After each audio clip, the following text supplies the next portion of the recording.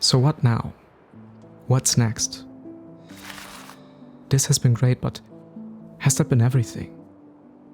Many of us travelers think about how to travel beyond, but rarely ever what there might be beyond traveling. Traveling was supposed to give me some sense of purpose. And it did. For a time. But when traveling becomes the purpose itself, what is left? Traveling was exciting because it was different. But is going back to different still different, or just going back to normal?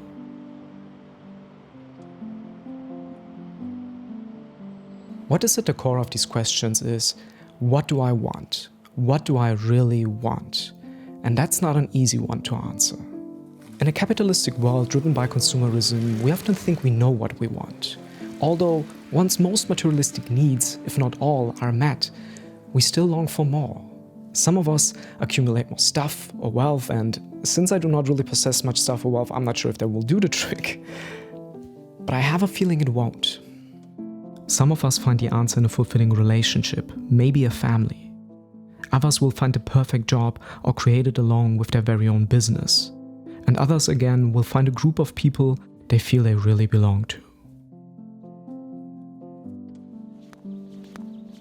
And then there is us, the bunch that packs their backpacks and flip-flops out into the world.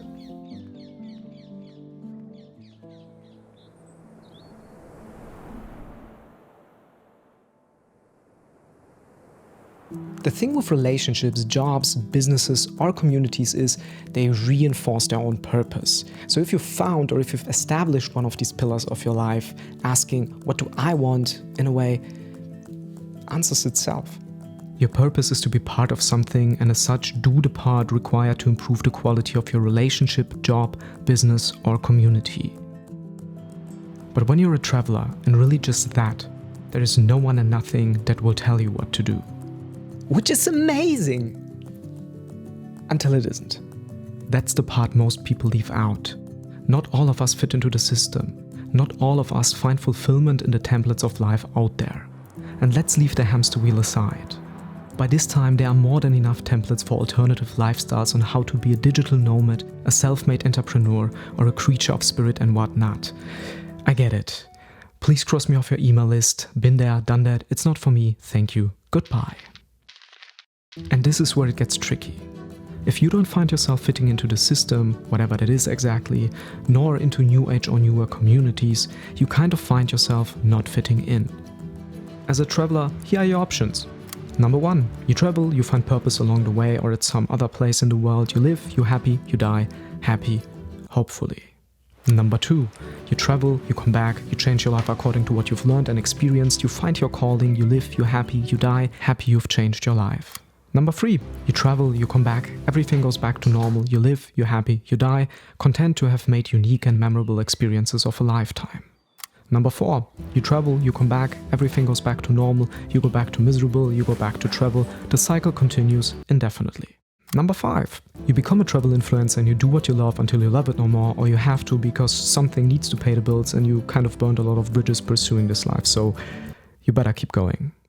Or number 6, you become a travel influencer, you burn out, you retreat to rehabilitate, by traveling of course, you go back to influencing, you burn out again, the cycle continues indefinitely. Then there is number 7, you travel, you try to become an influencer, you fail, you try again, you figure that's not what you really want, you come back, you do some other stuff you don't really want to do either and start asking yourself almost compulsively, what the fuck do I actually want? Oh. And then there's kind of a number 8, of course, which is pretty much you travel and you never come back. No one knows what has become of you, but that doesn't matter anyway, because, well, you started a new life and a new you, that's not really you anymore. So why bother what he or she wants, or rather wanted anyway, right? But let's go back to what the fuck do I actually want? Now, for all offended and aspiring travel influencers, please note, option number 1 holds the potential to become one of yours, find your calling and be happy. I know not all of you are miserable, but some are, like me. That's why I needed to ask myself what's beyond that. If my life is dreaded to become a vicious, self-reinforcing cycle of living to travel and traveling to live, how is that any better as the good old classic hamster wheel of the system? And I've seen people go there, not one, not two, but quite many. And maybe that's just projection, maybe that's just my judgmental perspective and sublime envy, maybe. But maybe I'm right. Maybe those people I once thought inspirational today are nothing but a shadow of their inspirational past, doomed to repeat their deeds forever and ever. So why do I even do these videos? Why bother? Because people look for this. They look for inspiration. And so do I. I'm not any tiny bit different. But slowly yet surely I've started to look for inspiration beyond. I guess if we speak about going beyond, we are imagining to go further or higher. Is this beyond? Is this beyond? Is this beyond? But let's leave the three-dimensional space for a second and elevate ourselves beyond physical boundaries. Life is a circle, always repeating itself. As long as you don't change the course, you go in circles. Some people want to expand that circle. These are the people who found their fulfillment, their calling. Or a serious addiction like a pathological attachment or something. Anyway, then there are the people who want to break out of that cycle. They want to renounce their past, break free and ascend to new heights. For the longest time I thought that's the way, until I heard the Tibetan Lama Kalu Rinpoche say the following. The problem with majority of the people is that they change the direction and then they keep the same habit. The renunciation does not mean you change your clothes, you shave a hair, you move to a different location.